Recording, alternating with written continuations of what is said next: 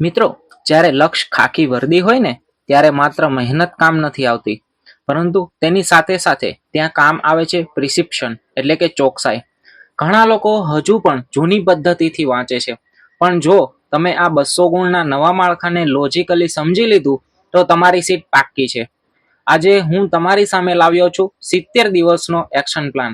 એટલે કે આજથી લઈ અને આપણે પરીક્ષાના આડે 70 દિવસ છે, તો 70 દિવસનો એક્શન પ્લાન છે. આ કોઈ હવામાં કોઈ વાતો નથી, પણ તમારા સિલેબસના એક એક માર્કનો ગણિત છે. જો તમે દિવસના ઓછામાં ઓછા 10 કલાક આપવા તૈયાર હોવ તો આ વિડીયો તમારા માટે જીવનનો ટર્નિંગ પોઈન્ટ સાબિત થશે. ચાલો તો આપણે સમજીએ કે કેવી રીતના આપણો સિલેબસ સંપૂર્ણ કવર કરવો, છેલ્લા દિવસોમાં કઈ રીતના વિજયી રિવિઝન કરવું અને કઈ રીતના આપણે મોક ટેસ્ટ આપવી. હવે આ સ્લાઇડને ધ્યાનથી સમજજો. ઘણા લોકો ગમે તે વિષય લઈને બેસી જાય છે, પણ સ્માર્ટ ઉમેદવાર પહેલા હાઈ વેલ્યુ ટાર્ગેટ પકડે છે. જુઓ, ગણિત અને રીઝનિંગના 60 ગુણ અને ઇતિહાસ ભૂગોળના 50 ગુણ. આ ટોટલ 110 માર્ક્સ તમારો પાયો છે. જો આ બે પિલર મજબૂત થઈ ગયા ને તો દુનિયાની કોઈ તાકાત તમને રોકી નહીં શકે. બંધારણ અને વિજ્ઞાન તમને બીજા કરતા આગળ રાખશે. યાદ રાખજો, જેનો કિલ્લો મજબૂત એની જીત નક્કી જ છે. હવે આપણો ગોલ આપણે પૂરો કરવો હોય તો તેના માટેનો સાચો રસ્તો આપણને ખ્યાલ હોવી જોઈએ. મતલબ કે પર્વત જો ચડવો હોય ને તો પગથિયા તો આપણે બનાવવા જ પડે.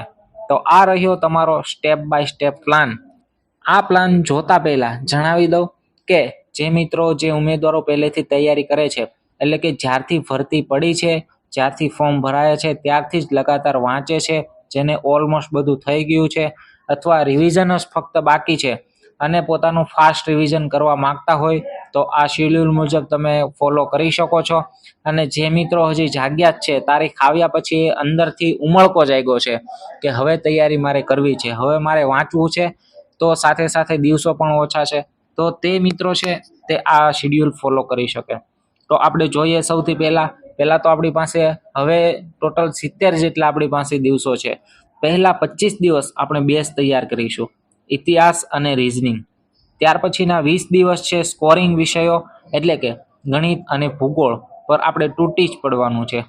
અને બાકી રહ્યા છેલ્લા 10 દિવસમાં આપણે ફિનિશિંગ ટચ આપીશું.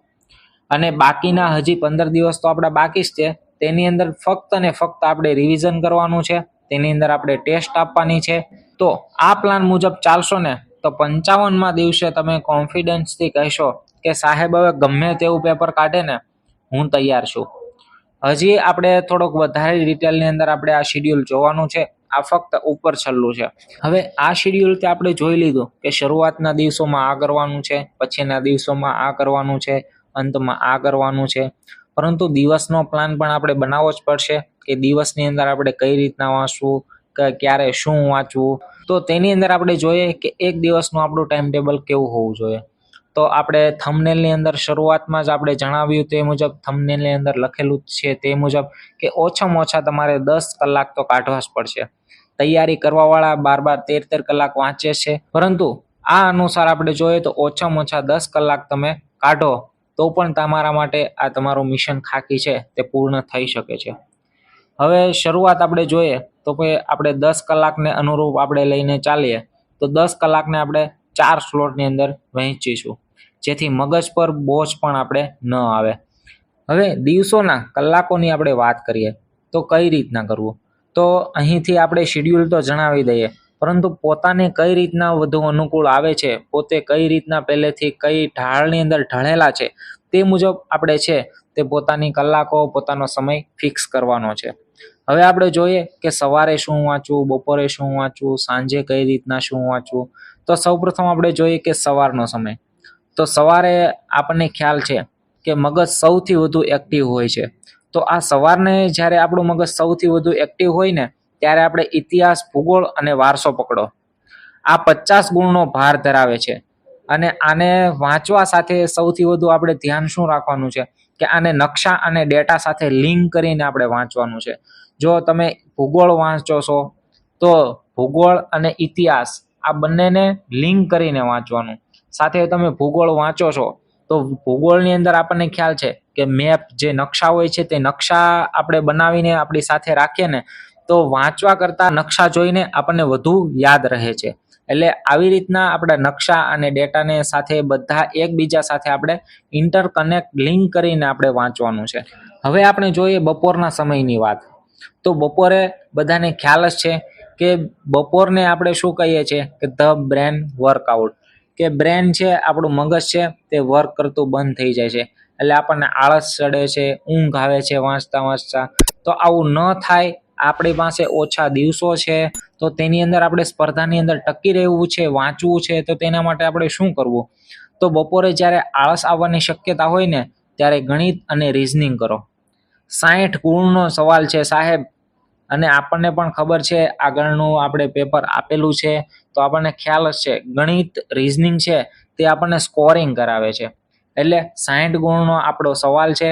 એટલા માટે જેટલી પેન વધારે ઘસાશે એટલો આત્મવિશ્વાસ પણ આપણો વધશે.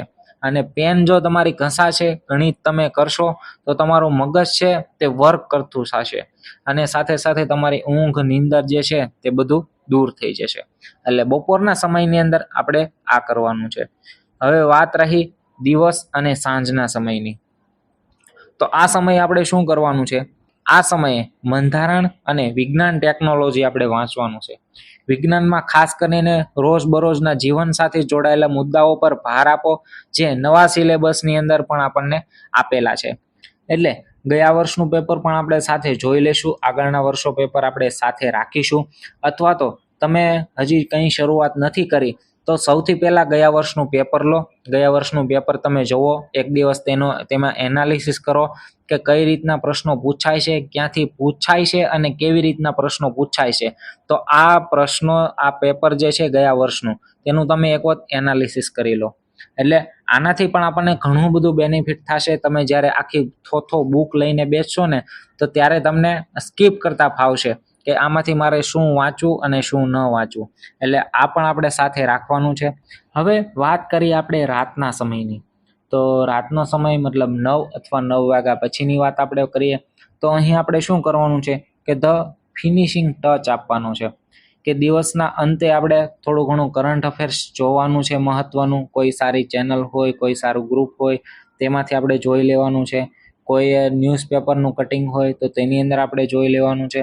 અથવા તો આપણને કોઈ ઘણી બધી એકેડમી આપણને માર્કેટની અંદર જોવા મળે છે, તેમાંનું પણ આપણે વાંચી શકીએ છીએ. તો કરંટ અફેર્સ કરવાનું છે. અને રાતના સમયની એક સૌથી વધુ મહત્વની વાત છે, તે શું કે આખા દિવસ આપણે જે કંઈ વાંચ્યું છે તેનું સ્પીડમાં આપણે રિવિઝન કરવાનું છે.